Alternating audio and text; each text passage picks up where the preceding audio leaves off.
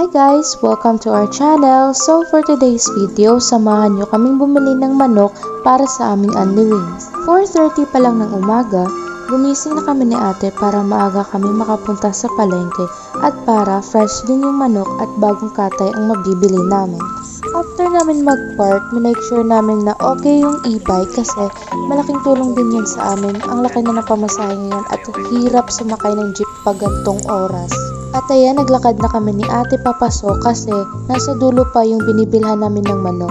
So makikita nyo sa gilid, ayan, may nagtitinda ng mga prutas. Sarap mamili pag gantong oras kasi alam mong fresh na fresh yung mabibili mo. Lalo na yung prutas, mga karne, lalo na isda. At ito na kami ni ate, nakapasok na kami sa loob. At dito makikita nyo yung mga tindang manok, mga baboy.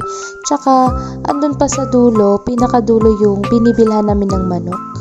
At eto na kami sa binibilhan namin ng manok. So nagtanong sa ate kung magkano at good news, hindi naman siya masyadong kamahalan at quality pa yung manok ni ate kaya dito kami bumibili. After nun, pinipili na ni ate yung mga magaganda. So ayun na yung mga manok at nakilo na lahat at ito na lang last one. After namin magbayad, pauwi na kami ni ate at wala naman na kaming bibiling pang iba. Nakarating kami sa shop mga bandang 6 na. Pagkadating, agad namin hinugasan yung manok, tapos kinilo na at ready na natin siyang ilagay sa freezer.